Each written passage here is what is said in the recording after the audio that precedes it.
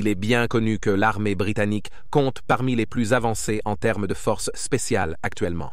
Véritables pionniers, ils ont ouvert la voie depuis la Seconde Guerre mondiale avec la création de l'élite LRDG, le Long Range Desert Group, qui a précédé le SAS moderne, ou Special Air Service, est spécialisé dans la surveillance, la collecte de renseignements, l'infiltration et l'extraction d'autres unités spéciales. Depuis la création du LRDG, l'armée britannique a développé toutes sortes de techniques et de procédures qui sont maintenant utilisées partout dans le monde. Les plus notables de ces unités spéciales sont le SAS-SBS Special Boat Service et le SRR Special Reconnaissance Regiment, ce dernier ayant été le dernier à être créé en 2005.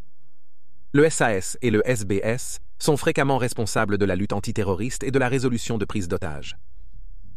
Ils sont comparés à la Delta Force et à la SEAL Team 6 américaine, collaborant étroitement avec leurs homologues britanniques.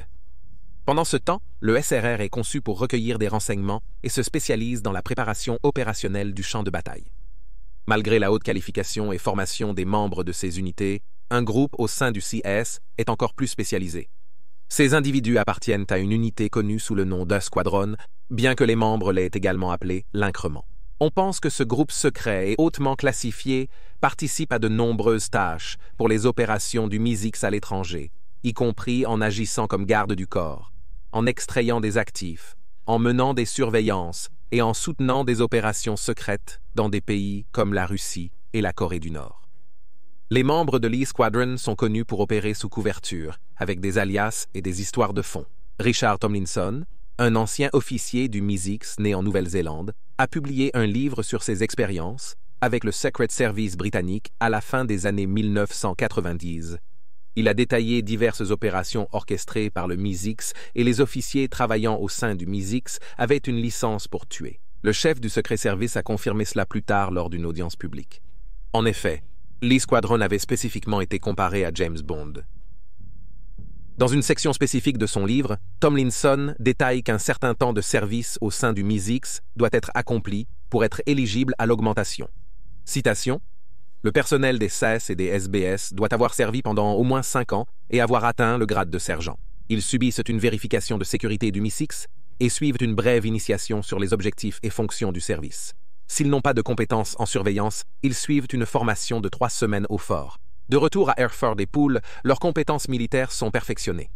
Ils se familiarisent avec l'utilisation d'explosifs improvisés, le sabotage, la protection avancée des VIP, la organisation de la guérilla et des techniques d'insertion avancées comme le parachutisme en haute altitude depuis des avions commerciaux ou des atterrissages secrets depuis des sous-marins. Des qualifications civiles avancées sont requises. Plusieurs membres de l'increment SBS ont des billets de capitaine de navire commercial sous leur faux nom, leur permettant légalement de louer, disons, un chalutier de pêche. Il est connu que les recruteurs de l'escadron E emploient une grande diversité d'individus de pays tels que les Fidji, Malte, la Jamaïque, mais aussi des Britanniques d'origine indienne, yéménite et nigériane pour pourvoir les postes vacants. De plus, il y a également un recrutement régulier de femmes pour ces postes, les personnes embauchées devant être capables de s'intégrer facilement n'importe où. Une source ayant déclaré au Sun, je cite, « Les femmes sont souvent les meilleures pour ce type de travail. C'est toujours suspect quand un groupe de gars se présente.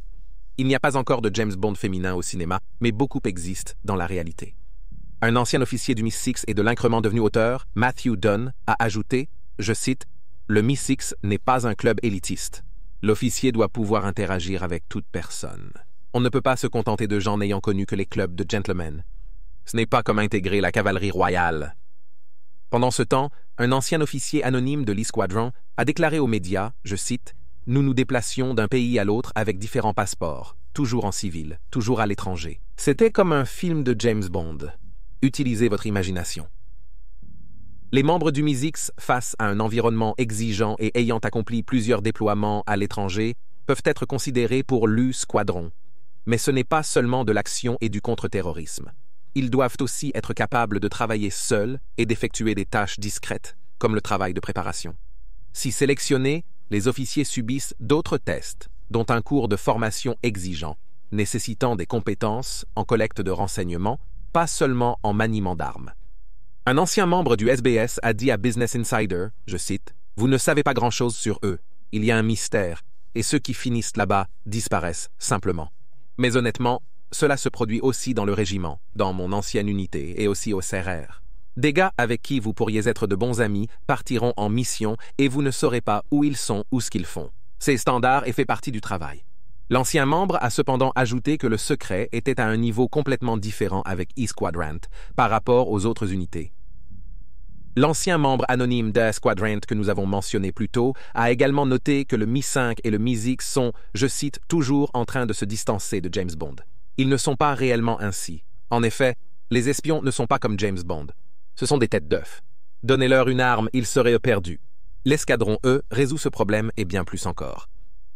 Bien qu'on dise qu'ils sont la chose la plus proche que le Mi-6 a de James Bond et qu'il y a une licence pour tuer, d'anciens membres ont soutenu que cette licence s'applique seulement dans une certaine mesure, affirmant « l'escadron E sont des militaires.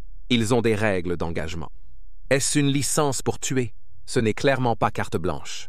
La nature du métier de soldat implique parfois de devoir ôter une vie. Chacun est formé à l'emploi de la force mortelle. Matthew Dunn a noté à propos de son temps avec l'augmentation, citation, « J'ai été formé au combat rapproché et sans armes. J'étais doué et j'aimais ça. » Oui, il y a un élément de James Bond. Aucune montre ne pouvait percer les murs, mais une lettre contenant des explosifs pouvait exploser une porte. Dunn se rappelle que sa première tâche fut en tant que membre d'une unité visant les États voyous, avec une intégration progressive des officiers dans le travail. Ils ont commencé par des opérations non létales, en suivant des collègues plus expérimentés, avant de finalement passer à des tâches plus risquées et complexes. Il est finalement devenu un gestionnaire d'agents, responsable d'environ 20 agents qui auraient été torturés et tués s'ils étaient découverts. En tant qu'officier du renseignement, vous êtes là pour écouter un agent, pour le pousser à révéler ses secrets, puis pour quitter discrètement le pays et retourner à Londres sans toutes les armes et la gloire. Une chose généralement ignorée dans la fiction populaire est le lien terriblement étroit entre un officier et ses agents. Je considérais mes agents comme une famille.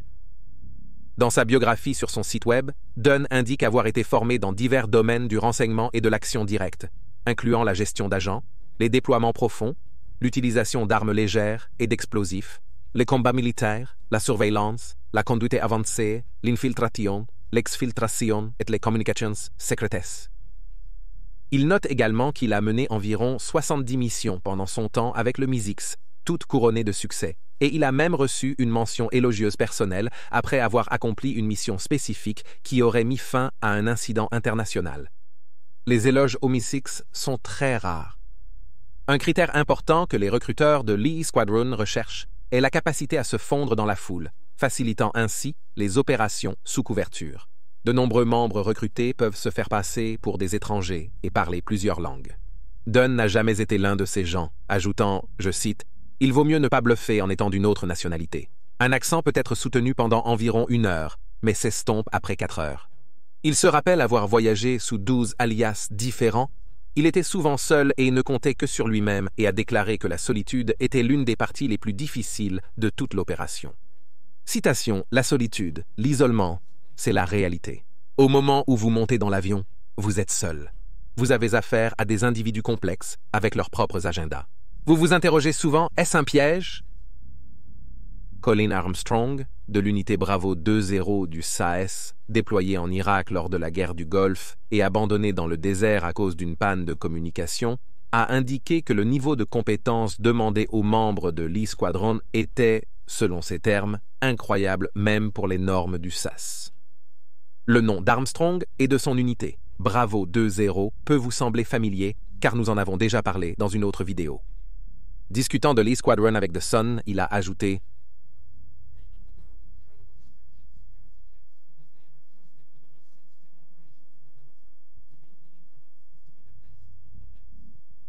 Les troupes de Lee Squadron auraient été parmi les premiers soldats britanniques à être déployés en Afghanistan, bien avant l'invasion américaine de 2001. Ils ont été dépêchés pour assister un officier du Mi-6 dialoguant avec des tribus anti-talibans. Plus tard, en 2011, l'unité était également connue pour être impliquée dans le renversement du dictateur libyen Mouammar Kadhafi.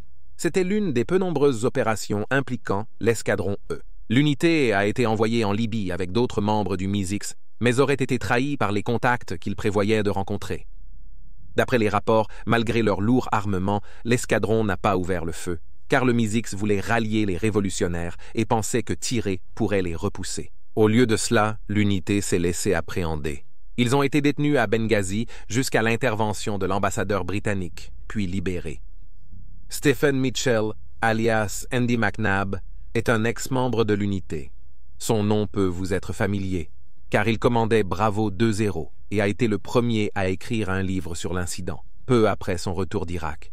Mitchell a passé 3 ans en tant que membre de l'escadron E, bien qu'à l'époque, dans les années 1990, on l'appelait l'aile de guerre révolutionnaire du SAS. Mitchell se souvient, je cite, « Il y avait une telle variété folle d'opérations que vous avez menées. C'était nécessaire pour le service de renseignement. Parfois armé, parfois incapable d'en avoir une à votre destination. Parfois vous récupériez les armes sur place. Parfois vous travailliez avec les espions.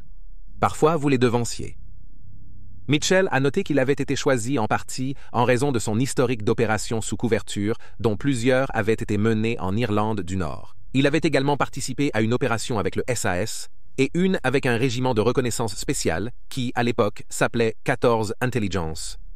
Mitchell a confirmé ce qu'une autre source anonyme avait déjà dit, que le MI6 n'était rien de ce que James Bond faisait, mais que l'E-Squadron l'était.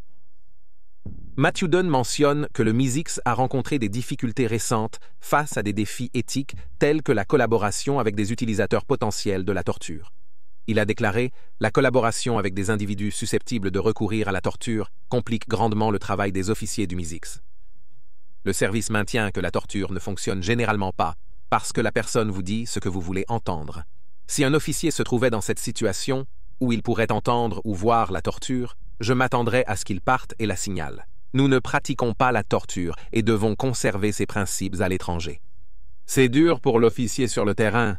Certaines situations mettent votre moralité à rude épreuve, mais vous devez partir avec dignité. » Toutefois, en 2021, l'E-Squadron et le ministère britannique de la Défense ont été perturbés lorsqu'un email révélant les promotions des officiers, y compris ceux des unités spéciales, a été envoyé par erreur dans tout le gouvernement. Parmi la longue liste de noms figuraient des membres du SAS, du SBS, du SRR et du groupe de soutien aux forces spéciales, ainsi que des membres de l'E-Squadron. Les détails de plus de 70 officiers des opérations spéciales ont été divulgués dans le tableau de 1200 noms, avec certains de ces noms étant liés au 22 SAS-SQN. C'est la première preuve écrite de l'existence de l'unité. La mauvaise gestion de ce document a sûrement posé problème aux agents sous couverture. Il est possible que de nombreux officiers aient été mis hors de combat et écartés des opérations futures suite à la révélation de leur identité. Toutefois, le secret de l'unité rend peu probable une connaissance certaine des ramifications. Il est à noter que même ceux qui quittent le MI6, volontairement et en bons termes, peuvent toujours être hantés par les choses qu'ils ont vécues en travaillant pour le gouvernement. En 2000, un Matthew Dunn a quitté le MI6 afin de se concentrer sur l'éducation d'une famille. En 2008, lui et sa femme ont divorcé et il a continué à s'occuper de ses 2 jeunes enfants. Lors de son entretien avec The Telegraph en 2011, peu de temps après le lancement de son premier livre Spartan, il a parlé de la difficulté qu'il avait eue à retourner à la vie civile normale, déclarant « Il m'a fallu environ 10 ans pour m'adapter à mon départ. Ce n'est pas comme un soldat qui revient du front. Le SAS est toujours autour de vous, mais vous n'en faites plus partie. Dans un restaurant, certaines habitudes sont courantes comme vérifier les entrées, sorties et l'espacement des tables. Je pense toujours ainsi, pas par paranoïa, mais parce que vous le faites. Puis je me rends compte que je n'ai pas besoin d'être comme ça.